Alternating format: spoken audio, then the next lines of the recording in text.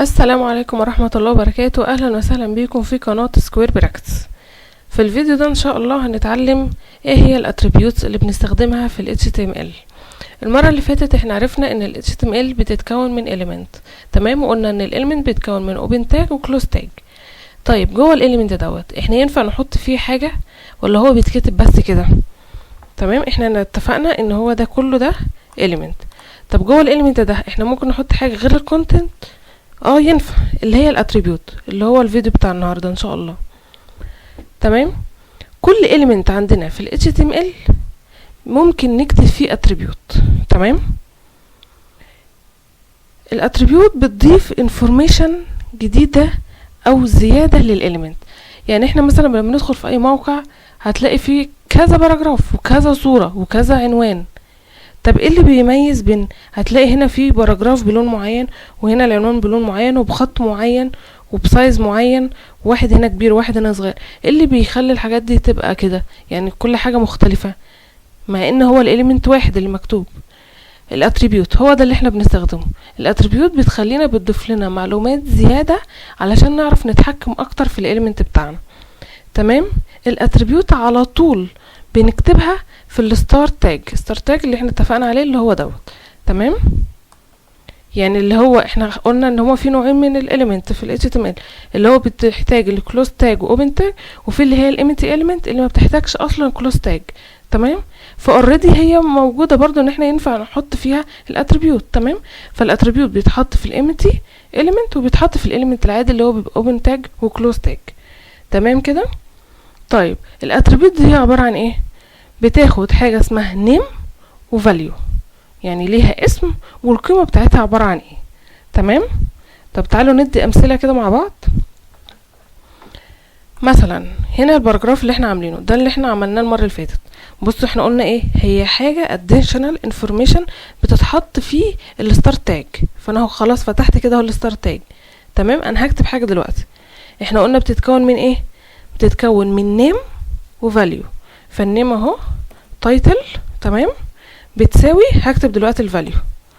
الفاليو ايه؟ هنكتب مثلا هالو باراجراف. تمام، ولازم نسيف. تعالوا نروح نعمل كده ريفرش. بص لما اقف طلع لي ايه؟ هالو باراجراف. تمام، تعالوا كده نشيلها.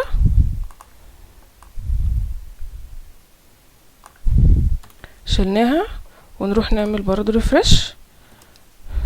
هنقف مفيش اي حاجة. يبقى دي كده هي ايه؟ اتريبيوت احنا كتبناها للباراجراف علشان تعمل لنا اضافة جديدة ليه. وبالفعل احنا لما حطيناها عملنا هوفر بس كده طلعت لنا ايه؟ معلومة جديدة. تمام، ده نوع من انواع الاتريبيوت. طب في اتريبيوت ثانية؟ في كتير جدا طبعا. في مثلا لو احنا عندنا صورة. تمام، تعالوا كده نحط صورة. نحط مثلا image. تمام، تاج الايمج برضو من النوع اللي هو الامتي تاج. تمام، الامتي element سوري. فهو مش محتاجين اهو كلوز تاج. تمام، قلنا برضو ان هو ايه؟ الامتي element والاليمنت العادي الاتنين بياخدوا اتريبيوتس. طب الايمج دي هنحط فيها ايه؟ ما انا لازم اعرفه هي الصورة اصلا فين، صح؟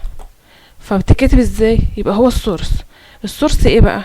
احنا دلوقتي انا حاطه بس كده صورة اسمها لوجو دوت ويب. تمام،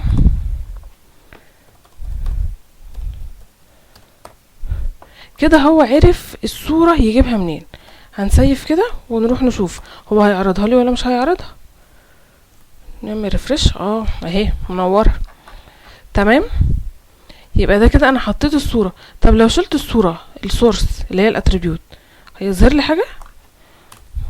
اكيد مش هيظهر، عشان انا هو كده هو هيعرف منين اصلا ان في صورة؟ اوكي، يعني السورس بتاعه هيجيبه منين؟ تمام، ده نوع من انواع الاتريبيوت في السورس في الايمج. طيب افرضوا الصورة دي اصلا مش موجودة.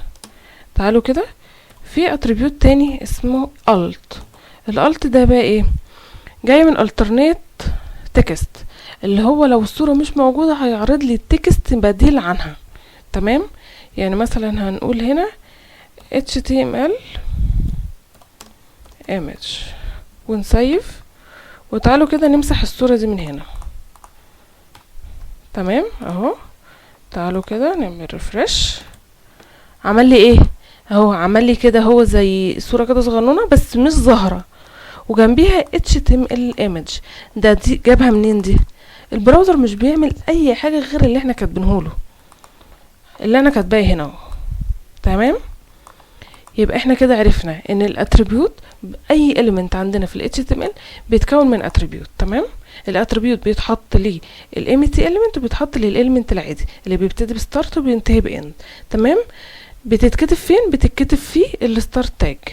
تمام، بتتكتب ازاي؟ بتبقى اهي دوت اللي هي النيم بتاعها. تمام، ودوت اللي هي الفاليو بتاعتها. تمام، الفاليو بتتحط بين دبل كوت. تمام، دبل كوتيشن.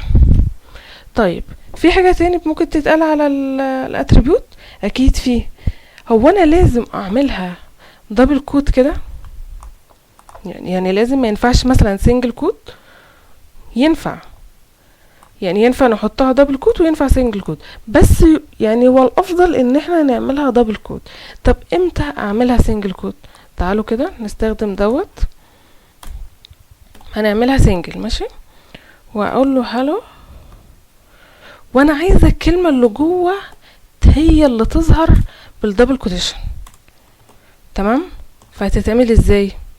هتتعمل كده باراجراف، يبقى انا خليت السنجل هي اللي بره والدبل هي اللي جوه علشان يظهر لي ان الباراجراف فيها الدبل كوتيشن جوه. تعالوا كده نعمل ريفرش، تعالوا كده نقف.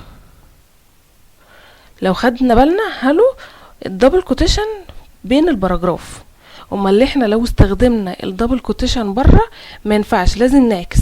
يعني لو عايزين الدبل كوتيشن جوه يبقى نستخدم اللي بره سنجل كوتيشن والعكس. تمام، بس فهي كده الفيديو معانا خلص النهارده، وان شاء الله يكون وصلت المعلومه. ولو في اي حاجه مش واضحه ممكن تسيبوها لي في الكومنت، وان شاء الله هرد على كل اسئلتكم. والسلام عليكم ورحمه الله وبركاته.